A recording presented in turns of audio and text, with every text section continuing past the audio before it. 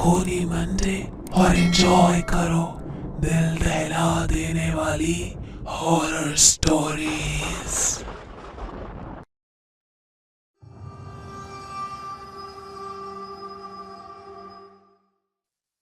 Spain में समुद्र से लगा एक छोटा सा पहाड़ी शहर है सेंटा लूसिया।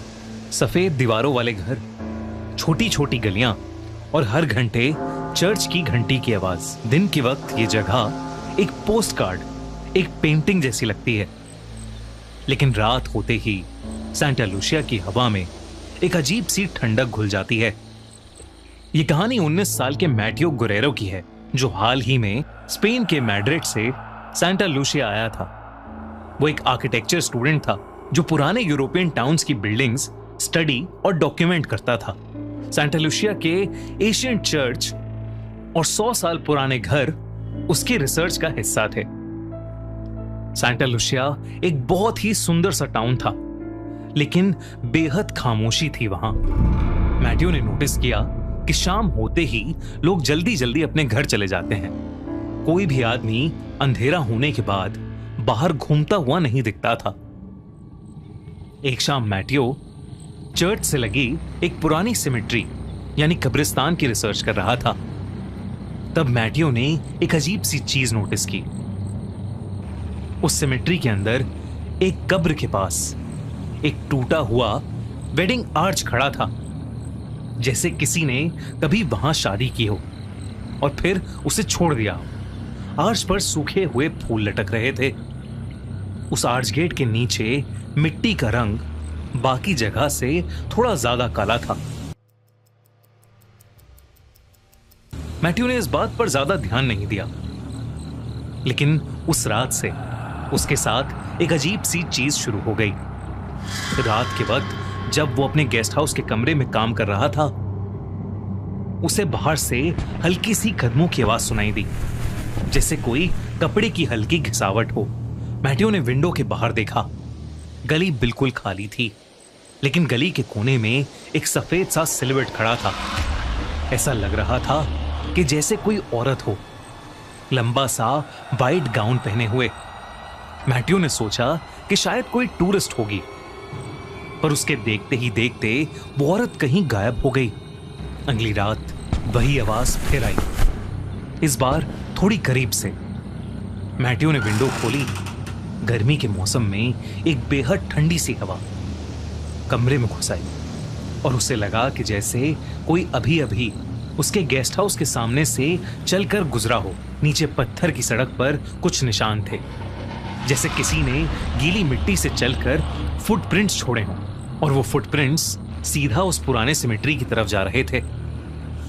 मैटियो से रहा नहीं गया और वो इन कदमों के निशानों को फॉलो करते हुए सिमेट्री पहुंच चुका था। चर्च की घंटी बजी।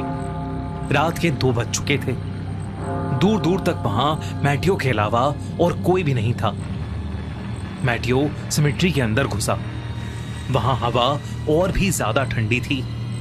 पुराने क्रॉसेस और ग्रेवस्टोन्स के बीच से गुजरते हुए मैटियो उस टूटे हुए वेडिंग आर्च तक पहुंच गया।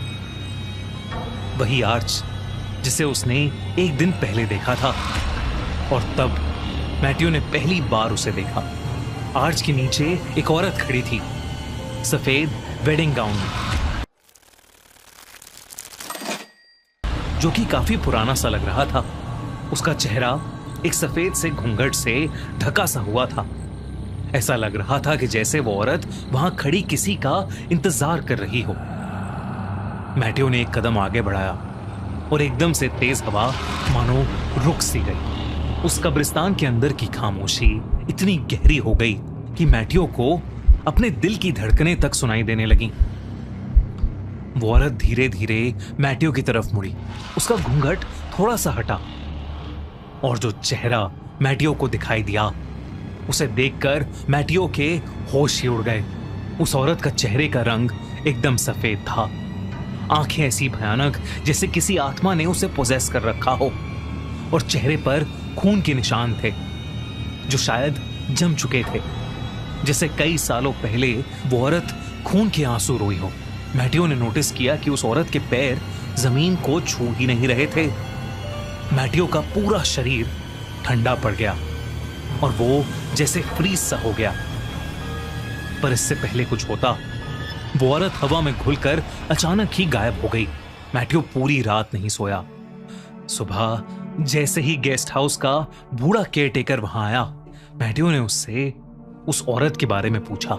केयरटेकर ने पहले कुछ नहीं कहा, लेकिन जब मैथ्यू ने उस कब्रिस्तान के वेडिंग आर्च का जिक्र किया तो उस केयरटेकर का चेहरा सफेद पड़ गया।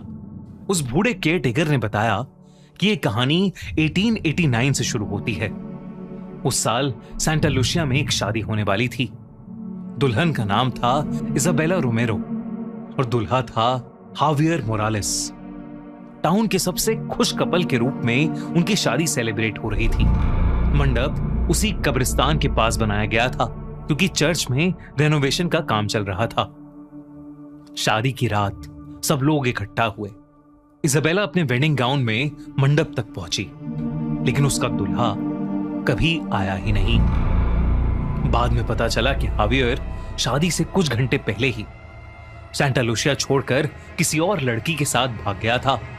इजाबेला ने पूरी रात उस मंडप के नीचे उसका इंतजार किया। रात ठंडी होती गई और सुबह होने से पहले इजाबेला वहीं गिर गई। उसका दिल बंद हो चुका था। कुछ लोग कहते हैं कि उसे एक बहुत बड़ा सदमा लगा था, जिसकी वजह से उसकी मौत हो गई। इजाबेला की बॉडी को उसी कब्रिस्तान में दफन कर दिया गया। लेकिन उस रात के बाद सांता लूसिया में एक अजीब चीज होने लगी।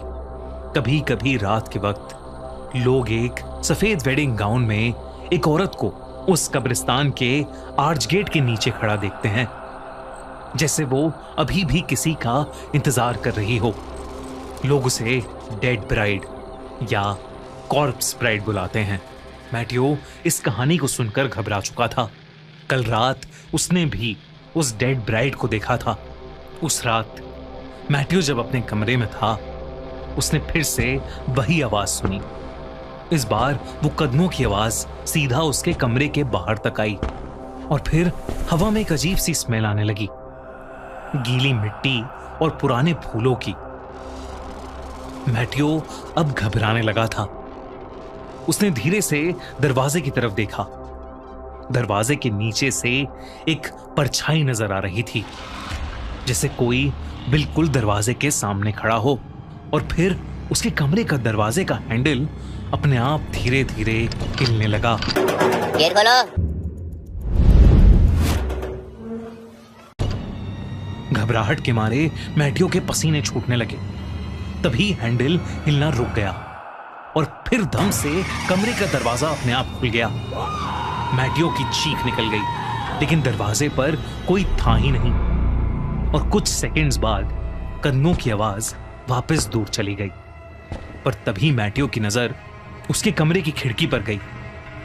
खिड़की के बाहर वही भयानक दिखने वाली औरत खड़ी थी, उसी सफेद वेडिंग गाउन में, अपनी भयानक आंखों से मैथ्यू को ही घूरती हुई। और फिर अचानक ही वो गायब हो गई। मैथ्यू फिर से रात भर नहीं सोया और सुबह होते ही उसने ये सब जाकर चर्च के प्रीस्ट को बताया। और उस प्रीस्ट ने कहा कि आज तक किसी ने उस डेड ब्राइड को ऐसा करते नहीं देखा। उस प्रीस्ट ने पूछा कि जब मैथ्यू पहली बार सिमेट्री गया था तो वो वहां से कुछ लाया तो नहीं था। तब मैथ्यू को याद आया कि वो वहां से कुछ सूखे फूल ले आया था। प्रीस्ट ने कहा कि शायद इसी वजह से वो आत्मा मैथ्यू के घर तक आ गई है और शायद उस आत्मा को ऐसा लग रहा है कि उसका दूल्हा उसे लेने वापस आ गया है। प्रीस्ट ने मैथ्यू से कहा कि उसे फौरन ये शहर छोड़कर चले जाना चाहिए, वरना शायद वो औरत उसका पीछा कभी नहीं छोड़ेगी। ये सुनकर मैथ्यू का दिल दहल गया और उसने डिसाइड किया कि वो सांता लूसिया से आज ही निकल जाएगा। लेकिन जब मैथ्यू सामान पैक करने अपने घर वापस गया तो उसने देखा कि डोरस्टेप पर गीली मिट्टी के निशान बने हुए थे, बिल्कुल वैसे ही जैसे सिमेट्री के पास थे। मैथ्यू को अब डर लगने लगा था। वो जल्दी से जाकर अपनी पैकिंग करने लगा। तभी उसने खिड़की से देखा कि आसमान का रंग बदल रहा है और काला पड़ रहा है। तभी अचानक घर की लाइट्स जलबुझ करने लगी और एकदम से घर में अंधेरा हो गया। तेज बारिश शुरू हो गई और बिजली कड़कने लगी और तभी एक और बार बिजली कड़की और वो औरत मैटियो के सामने आ खड़ी हुई। मैटियो उसे देखते ही जोर से चिल्लाया। गेस्ट हाउस का वो बूढ़ा केयरटेकर बस वहां पहुंचा ही था। उसने बाहर खड़े खिड़की के अंदर देखा। मैटियो घबराते हुए चिल्ला रहा था और उसके सामने एक सफेद गाउन में भयानक औरत खड़ी थी। वो भागा भागा घर के अंदर गया, मैटियो के कमरे तक पहुंचा, लेकिन तब तक बहुत देर हो चुकी थी। मैटियो वहां था ही नहीं। कुछ घंटों बाद मैटियो की डेड बॉडी मिली, उसी कब्रिस्तान के अंदर, उसी वेडिंग आर्च के नीचे, गीली मिट्टी में ढकी हुई। उस दिन के बाद से सब लोगों ने मान लिया कि वो डेड ब्राइड की आत्मा मैटियो को अपना दुल्हा मानकर उसे हमेशा के लिए अपने साथ ले गई। दोस्तों, कैसी लगी आपको कॉर्प्स ब्राइड की कहानी? अगर ये कहानी आपको अच्छी लगी तो जल्दी से हमारा चैनल खूनी मंडे सब्सक्राइब कर लो और देखते रहो हर हफ्ते ऐसी ही दिल दहला देने वाली हॉरर स्टोरीज।